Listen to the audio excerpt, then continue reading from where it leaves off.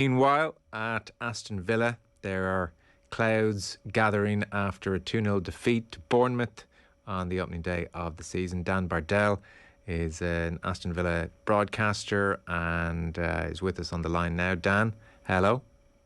Hello, you okay? I'm better than you guys. God, it's all very miserable. Yeah. Our producer Mick was in last night and he was just he practically went viral. He's almost slightly worried and shaken by how many views his clip garnered. But he was just outlining why he's so bloody frustrated with Aston Villa and Steven Gerrard. I think to the more casual Aston Villa observers, the sense of unhappiness with Gerrard kind of crept up on us a touch more. But the manner of the 2-0 defeat to Bournemouth seems to really have concentrated certain unhappiness on Gerrard. Yeah, it's the worst possible start, isn't it, to have such a drab performance on the first day, because you spend all summer looking forward to the football coming back, and then within 2 minutes you face a corner and you concede off the first set piece that you faced all season, and then don't really do anything throughout the rest of the game. And we ended the season pretty poorly in terms of just there was nothing going on, and Gerrard's harped on quite a lot about I need a pre-season, I need to get a few of my own players in, things will be better after a pre-season, and I do think, you know, in time that they probably will be better. Everyone can have an off day, but I can't tell you how bad that first day performance away at Bournemouth was. I mean, I'm pretty confident Bournemouth will be flirting around the bottom three all season, and they beat us comfortably. We didn't really put up a fight at all. We looked weak, we looked feeble. 2 set-piece goals. It was just a terrible day at the office for Aston Villa, and you have all that excitement, and to start the season off like that. Villa fans have had probably a decade now of pretty dire stuff going on. There's been a lot of underachievement. We had a brief spell in the Championship where we went on a 10-game winning run and got promoted and things felt good, but really the last decade it's been pretty poor, and I think it's starting to frustrate a few fans now. Yeah. And Dan, what players did Gerrard manage to bring in over the summer? So I was thinking that Villa had addressed the 2 key areas that they needed to address, in that they got a defensive midfielder in, a very good one at that, someone who Champions League clubs would have been looking at in Boubacar Kamara. He's been in the France team. He's played for France in the summer. Looks an accomplished player. You know, he's played that first game for Villa, and he must be wondering what's going on. They've also needed a bit of nastiness over the years. I think Villa have been too nice over the last decade. Diego Carlos at centre-back, a big guy, a presence that felt like something that was needed, so that they'd addressed 2 key areas, got some squad fillers in as well, signed Coutinho on a permanent transfer. But then on Saturday, there's just no patterns of play at all. You can't work out what they've been doing all summer, and at the moment I think a lot of Villa fans, they can't really work out what Aston Villa are trying to be. You've then got the team selection issues at the weekend as well, and Gerrard going a little bit over the top on Tyrone Mings, in my opinion. And the noises coming out of Villa at the moment aren't good, and to have that after day one of the season isn't great. The sense, based on highlights of the Bournemouth game, is that Aston Villa seemed to cross the ball from deep quite a lot. And I think there were 30 plus crosses across the course of the game. About 5-6 of them found a Villa head, and they weren't in very threatening positions. So this seemed to be the sum total of the Villa attacking plan, which again is surprising when you've got the likes of Coutinho out there. I mean, it doesn't take a genius to tell you that Danny Ings up against 3 6-foot-plus monsters, plus they've got a defensive midfielder in Billy, who's pretty sizable as well. It doesn't take a genius to tell you that swinging the ball into the box isn't really going to work. And then you've got Coutinho and Leon Bailey playing off him as well. It just seemed that we got out wide and panicked. There was no semblance of a game plan whatsoever. I don't know whether the early goal rocked us completely. We had plenty of the ball, 66% possession, but we were just going absolutely nowhere with it, passing the ball along the back, no tempo whatsoever. And you've got to earn the right to be in games, and Villa didn't earn the right to be in that Bournemouth game at all. And to be honest, they beat us pretty comfortably. I mean, Kiefer Moore, who, I don't want to be disrespectful, but a journeyman Championship striker who's never played in the Premier League before. I was watching him run Villa players on the floor, never mind beating them in the air. I mean, his goal probably epitomised the day, and that there's 3 players just standing there and watching him. And he's got a free header and he plants it into the back of the net. So I couldn't offer you one positive from that game on Saturday. I literally sat there bemused by what I was seeing. But it is only the first day. I suppose it is. Any team can have an off day. Hopefully it is an off day, but it did feel very reminiscent of the end of last season, to be perfectly honest. Yeah, I suppose the end of last season feeds into this, and particularly when Gerrard did make a point for a lot of the season of saying, I need a pre-season with the group, and so there was a degree of, okay, we'll forgive you the end to last season, you've had your pre-season now, here we go against Bournemouth, and then this is what they produced at the weekend. Just remind us, give us the Gerrard arc at Aston Villa again. Was there ever a sweet spot? Was there a period where he seemed to really have things moving in the right direction? Because certainly when he first arrived, he tried to get them tougher, and you talked about a bit of dog and a bit of fight. That seemed to be one of the early things he talked about quite a bit. Give us a sense of, has it always been fairly underwhelming, or was there a period where people thought, well, this is really good, it's working? So when Gerrard came in, we'd just lost 5 games in a row under Dean Smith. Dean Smith was universally loved by the Villa fans, obviously a Villa fan. He did so much for the club. He got us back into the Premier League. But probably, you look at it, we'd lost 5 in a row. We'd had a bad 12 months. His record over that 12 months probably pointed to the fact that we needed a change. So Gerrard came in, and I've got to be honest, across those first 5-6 games, I was really impressed with what I saw. I could see a plan. I could see what Villa were trying to do with the defensive structure. I could see what they were trying to do going forwards, that the passing was sharp, it was concise. And I thought, right, okay, this is good. Gerrard himself obviously comes in with a bit of presence. He's a born leader, a born winner, and the players really seem to respond to him. We played, I think it was we beat Brighton in his first game 2-0 at home after that 5-game losing streak. And then the next game, we were away at Crystal Palace, a difficult place to go in the Premier League. And we absolutely outplayed them. I was at that game. And from where I was sat on the halfway line, we played some absolutely wonderful stuff. And I came away from that game thinking, right, I think we could be onto something there. We played against Manchester City and Liverpool, the 2 best teams on the planet. Ran them very close, lost both games by 1 goal. But the Manchester City at Villa Park game in particular, we were very, very unlucky not to take a point from that game. We dominated them in the second half. So even when we were losing games, it was narrow. And to be fair to Gerrard, whenever we have lost, usually it's by 1 goal. Obviously, Saturday, that wasn't the case.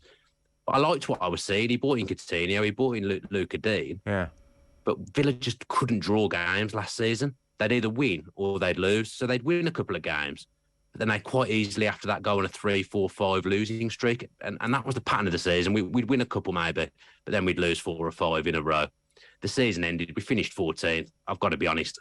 I think it would have been very easy to finish in the top 10 in the Premier League last season. It wasn't a high quality of league in terms of points. I think Villa finished 11th the year before with a points total that would have got them 8th or 9th last season. So it wasn't a high standard Premier League, but something's gone awry, and I don't know what it is. Some of the stuff Gerrard says after games and in his press conferences is sometimes a bit not kind of shouldering responsibility for himself. He digs out the players a little bit too much for my liking. Now, I'm not for 1 second sat here saying I want Steven Gerrard out. I do think you've got to give him time, and I think Villa have invested an awful lot in him, despite a relatively low net spend this summer. Villa have gone all in on Gerrard, and you do have to give him time. Some of the stuff that's going on at the moment is just bizarre. The Tyrone Mings stuff, I cannot understand that for the life of me. What Gerrard's doing there makes absolutely no sense. Now, it's one thing stripping him of the captaincy. That's Gerrard's prerogative. That's his decision. He knows what goes on day to day. If he wants to change the captain, that's fine. He's changed it to John McGinn. It looked like from social media, Tyrone Mings had accepted that decision. That's fine. Now, personally, I like John McGinn. I've got a lot of time for him.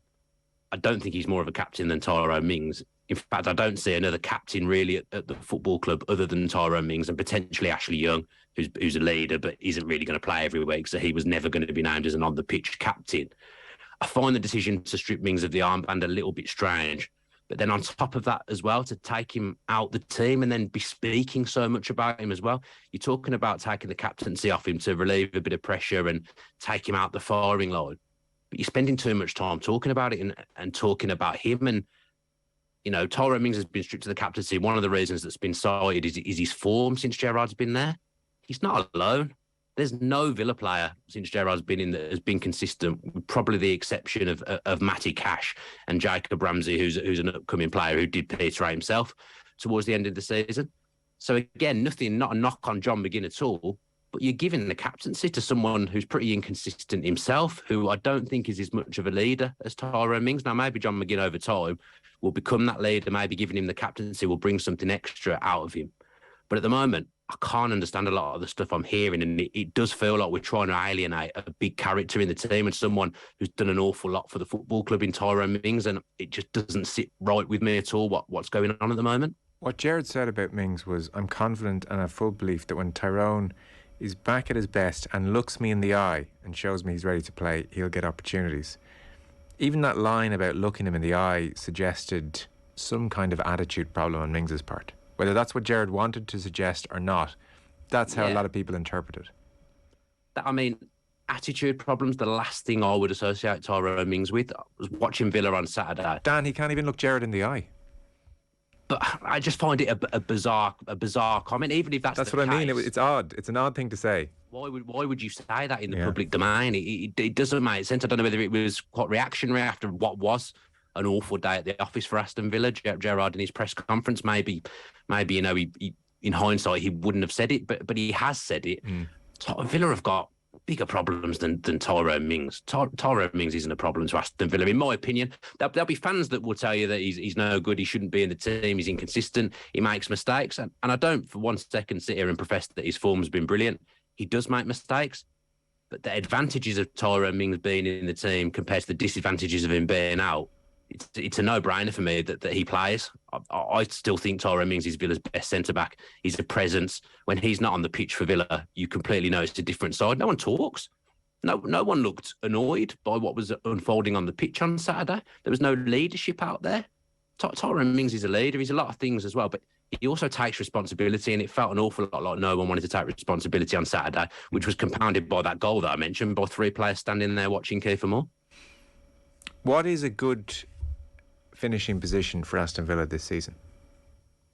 I mean, when you look at the squad, top half, yeah. Top half was what I thought. I thought we'd aim for 8th, maybe not get it, but that squad, I look at it and I think it should be capable of finishing in the top 10 and having a few cup runs. The Villa fan base are absolutely desperate to win a cup. We haven't won a cup since 1996. That's far too long. Smaller clubs than Villa have won trophies since then, mentioning no names. Villa should have won a trophy since 1996. We've had a few near misses and bad things go against us in finals, but for Villa not to have won a trophy since 1996 is appalling. I think Villa fans would kill for a trophy, and in a lot of respects, I think Gerrard's the kind of manager that will take the cup seriously. He will want to win cups, and I like that about him, and I think Villa will probably go well in one of the cups this season. But after saying that, I thought we were well set and well placed for a top 10 finish. Watching us on Saturday, I mean, the weekend against Everton may be very, very different. I mean, it has to be very, very different because we can't play that badly again, surely. But I was watching it and thinking, God, maybe we shouldn't be finished in the transfer market. Maybe we do need a number 8, but you've just made one of your number 8s captain, which implies he's probably going to play the majority of the games. Yeah. The balance of the team for me was completely wrong on Saturday. Danny Ings, I don't think he's a great striker. He's always worked better in a 2. When Danny Ings is playing, I would expect him to be lining up next to Ollie Watkins, and Villa play 2 up front with either Coutinho or Buendia behind. Yeah. For some reason, Danny Ings has played up front. That didn't work. Douglas Luiz should probably be in one of the number 8 positions, because if you've got Coutinho in the front 3, you want to get the ball to him quickly. That's not McGinn and Ramsey's game. I think it's more Douglas Luiz's game. And Watkins up top would stretch teams and create more space, perhaps, for Coutinho. So again, people are talking like Coutinho has a problem. He's a world-class footballer. And he wasn't alone in having a completely non-existent game on Saturday. But you've got to get him the ball with some kind of speed and some kind of plan, and that just didn't happen. So after thinking all summer we're in a good place there, I don't think we need anyone else. I now think, please, can we get another number 8 in? And just a final thought on the Gerrard situation. He's only been there since November. Like, I'm amazed at the negativity in some respects. How many, in terms of him losing a match or 2 or 3, how far away is he from boos at Villa Park and Gerrard has X number of matches to save his job? Surely I presume we're a long way away from that, or is there kind of an atmosphere at Villa Park that they're ready to go at this guy? I can tell you we're probably about 10 minutes away from the boos at Villa Park on Saturday. Villa were to fall behind. I know from previous experience of being at Villa that it could turn toxic quite quickly.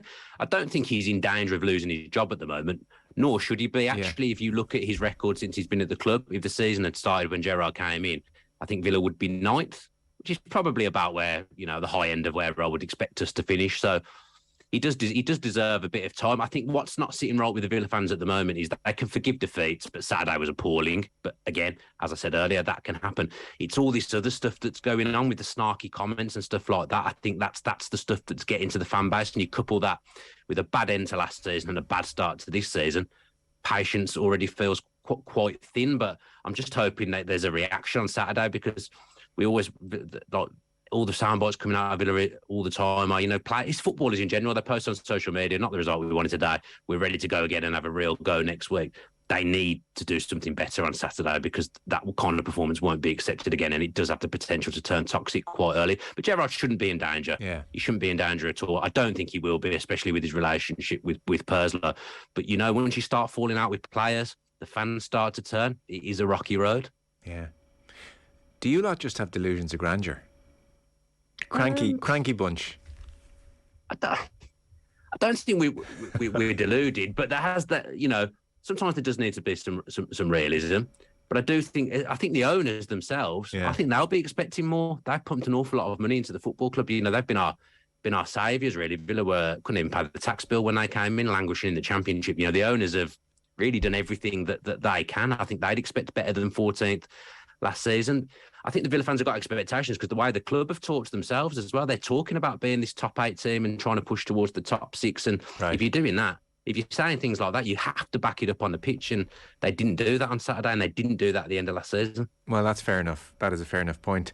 Interesting times then, Dan. We might keep in touch and see how it all goes over the next couple of weeks, and we'll see what happens if they go behind early against Everton. Thanks so much for the time being.